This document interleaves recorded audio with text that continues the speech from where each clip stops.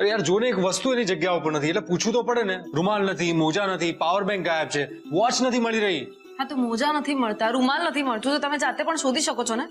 અરે પણ આટલા વર્ષોથી રોજ માં જ રેડી કરી રાખતી હતી ને. તમે મને કહેશો કે તમારી પાવર બેંકનું મમ્મીજીને શું કામ? એક્ઝેક્ટલી.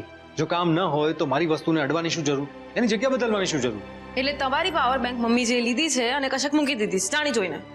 એની જગ્યા ઉપર નથી એટલે એને જ ક્યાંક મૂકી હશે ને. અરે મમ્મીજી ઘરના બધા જ કામ કરે છે. શું ઘર પરિવાર સંભાળવાની સાથે સાથે તમારા બધાના કામ કરવાનો ઠેકો અમે સ્ત્રીઓએ લઈ રાખ્યો છે? મોજા નથી મળતા, રૂમાલ નથી મળતા, અને નથી મળતા તો શોધો ને, અહીંયા જ ક્યાં કરશે. અને પાવર બેંક આમ શ્યોર તમે જ કશે કાળા હાથે મૂકી દીધું હશે.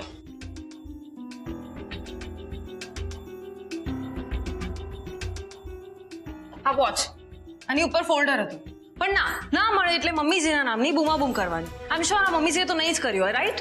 Weight Ayesha, what's wrong with you? અચાનક શું થઈ ગયું તને? અને આ બધા કામ માં કરતી જ આવે છે. જ્યારે માને આ કામ કરવામાં પ્રોબ્લેમ નથી તો તને શું પ્રોબ્લેમ થઈ રહ્યો છે? મને પ્રોબ્લેમ એ છે કે જ્યારે હું મમ્મીજીને જોઉં છું ત્યારે મારો જીવ બળે છે. તમારા બધા માટે તમારા બધાના કામ કરવામાં એમને પોતાના અસ્તિત્વને ભૂલાવી દીધું છે.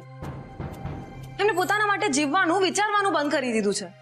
તમે મને એમ કહો કે છેલ્લે ક્યારે તમે વિચાર્યું છે મમ્મીજી માટે? તમે ક્યારે જાણવાની કોશિશ સુદ્ધા કરી છે કે એમને શું ગમે છે, શું કરવું છે, શું નથી કરવું? ના, બિલકુલ નહીં. કરેક્ટ? ઇટ્સ ઓકે આશા, કામ ડાઉન. મોજા, રૂમાલ, પાવર બેંક બધું જાતે શોધી લઉં છું. ઓકે?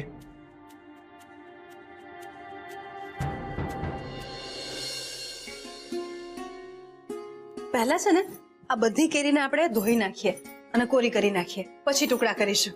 હા મોટી બેન, હું તો છે ને આ ચપ્પાની ધારો કરાવતી આવેલી છું. અરે બેટા, તો હજી કોલેજ જવા નથી નીકળી? અરે બસ નીકળું જ છું. પણ મમ્મા, મારે તને એક વાત પૂછવી હતી.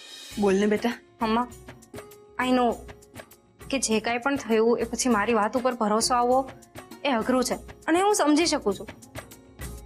પણ અમારી કોલેજમાંથી એક વીક માટે સ્ટડી ટૂર જાય છે. Archaeological spot of Gujarat and Maharashtra. એમાં મારા બધા જ ફ્રેન્ડ્સ જાય છે, આખું ગ્રુપ. તારે પણ જવું છે? હા, પણ તું હા પાડે તો જ. તું ના પાડે તો નહીં જવું. પણ અમે તને શું કામ ના પાડીએ બેટા? બની શકે કે જે કાંઈ પણ થયું એ પછી તને એવું લાગે કે પાછી હું કોઈ ખોટી કંપનીમાં ફસાઈને કોઈ ખોટું પગલું ભરી બેસું. બેટા, જે થવાનું હતું એ થઈ ગયું અને હવે અમને તારા પર પૂરો ભરોસો છે કે તું એવી કોઈ ભૂલ નહીં કરે. તું તારે નિરાંતે જજે. સાચે મમ્મા? પણ પપ્પા? તારા પપ્પાને હું વાત કરીશ. પણ એ ના પાડશે તો? મારા હિસાબે તારા પપ્પા ના તો નહીં પાડે, પણ જો ના પાડશે તો હું એમને વાત કરીશ અને સમજાવીશ. Thank you mamma, I love you. તને શું લાગ્યું બેટા કે તું એક ભૂલ કરીશ એમાં અમે અમારી ચકલીની પાંખો કાપી નાખીશું એમ? અમે એટલા નિષ્ઠુર નથી બેટા.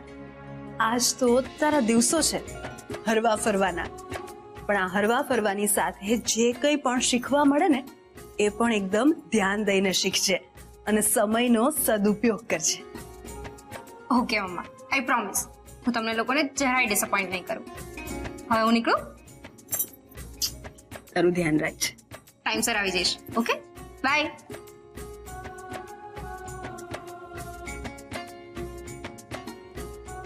મોટી બેન, કોમલબેન આજકાલ કેટલા ખુશ રહેવા લાગ્યા છે ને. હા સવિતા, અને ઠાકોરજીને પ્રાર્થના કરજે કે આપણી કોમલને આવી જ રીતે હસતી રમતી રાખે. આઈ એમ સોરી આશા. મને ખરેખર ખ્યાલ જ ના રહ્યો કે હું મા પાસેથી વધારે પડતી એક્સપેક્ટેશન રાખતો હતો. હવેથી બને એટલા મારા કામ હું જાતે જ કરીશ. નો આઈ એમ ઓલ્સો સોરી.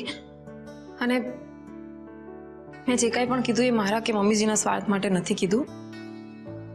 અને એવું પણ નથી કે અમને તમારા કામ કરવા માટે આળસ કે કંટાળો આવે છે.